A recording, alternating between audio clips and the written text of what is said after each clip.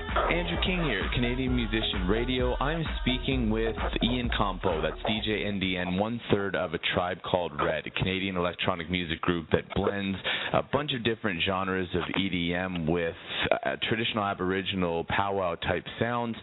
Ian, how's it going today? Thanks for taking the time. I'm great. Thank you for having me.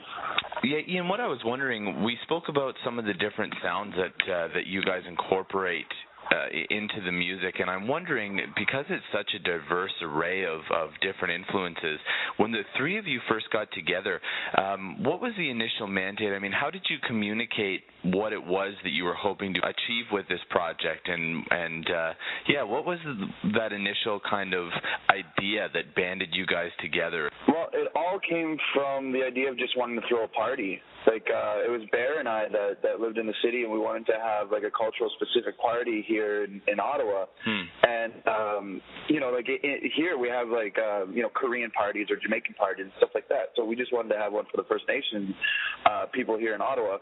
And from that, we just started, it came with, like, playing music that already had powwow samples in it.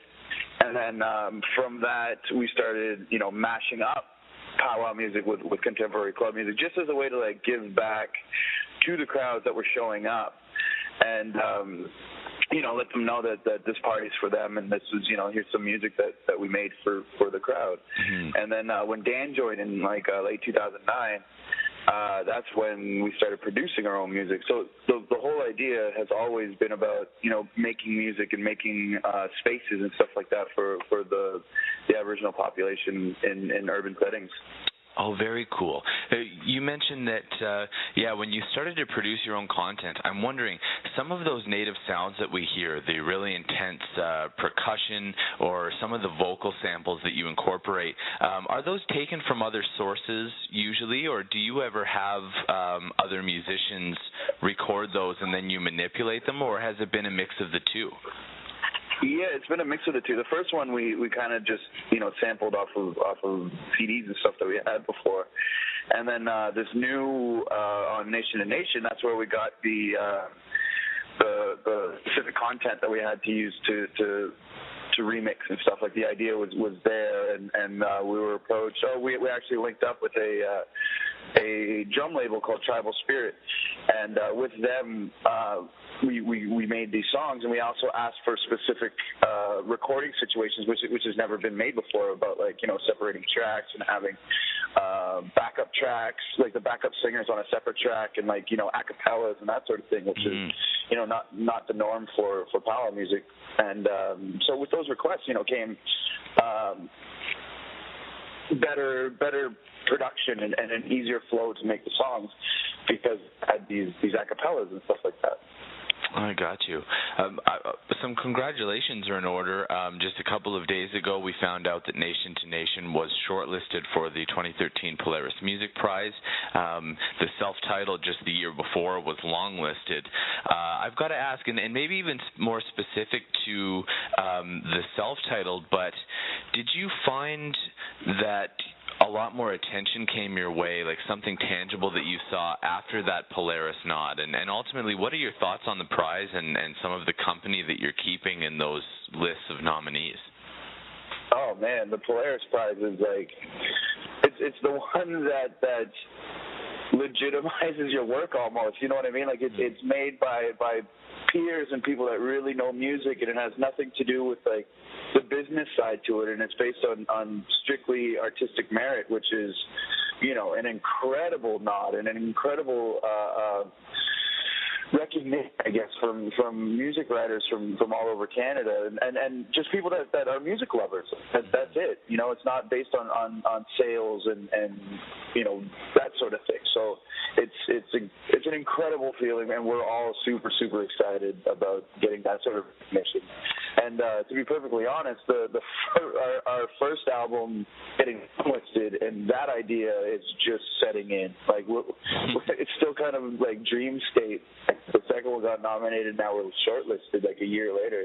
It's still dreamlike for us. Well, let's give it a taste. This is a track from Nation to Nation. It's called The Road. It features Black Bear. A band recently performed it on cue with Django Meshi. You get a taste of it right here on CM Radio, and we'll be back with Ian. And there it is, The Road by a Tribe Called Red. Now that's from their Polaris shortlisted record, Nation to Nation, came out earlier in 2013, just about a year after their self-titled debut. It is interesting too. I mean, the two albums pretty much a year apart, and I mean, it kind of shows a very prolific side of the band. Is that something that you find too? Like the amount of new music that you're outputting, not many acts can do two full lengths worth of material within the span of such a short time. Is that a trend that you see continuing? I mean, have you started working on new things since the release of Nation to Nation? Yeah, absolutely. And I think like a lot of artists tend to you know, at least start with like ideas and have an idea of what their next project is going to be. But with us, it's more of a production is a little easier for us than a typical band, right? Sure. Where we're able to sit and make beats. Someone's able to make the beat first before we sit down at the in the studio and stuff like that. So it's a little easier for us. And also our first album, you know, was music that was kind of garnered together and put together in a package. But most of that music had been out for 2 or 3 years at the time. And it was our manager and we had it out for free on our SoundCloud and that sort of thing. And it was our manager that said you needed to put something together as a package that can get reviewed and can get charted and that sort of thing. So it was absolutely our manager that put together the first album. Oh, very cool. Okay.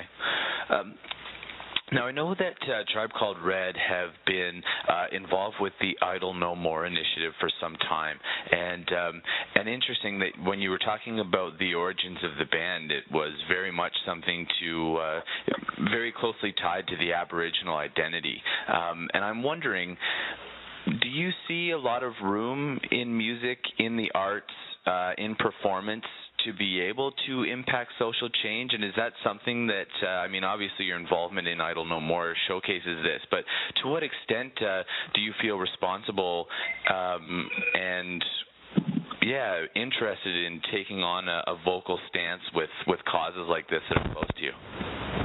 Well, it seems that it's not that we have a choice. It's kind of what's happening right now, and it's right in the middle of what we're doing. So I don't think it's a coincidence that Idle No More, A Tribe Called Red, and like all of these, the stance against the Redskins, the Washington Redskins and stuff like that. Like all of this is happening to the first generation of First Nations that weren't forced into residential schools.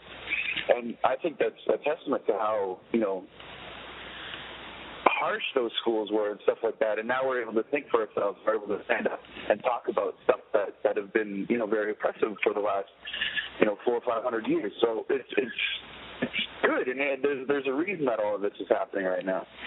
And, I think it's not just a responsibility. It's what has to be done right now. Mm-hmm. Well, there you go. I more than appreciate you taking the time. Again, this is Andrew with CM Radio. Just had the pleasure of speaking with DJ NDN. That's one third of A Tribe Called Red, along with DJ Shub and Bear Witness. Latest album, Nation to Nation, just shortlisted for the Polaris Music Prize. Plenty of upcoming festival and show dates, and after their Electro-Fect set in Quebec City, I can personally vouch for this being an act that you do not want to miss. Ian, thanks a ton for taking the time, eh? Thank you so much, Andrew. I really appreciate it. Awesome. We'll be right back with more Canadian Musician Radio.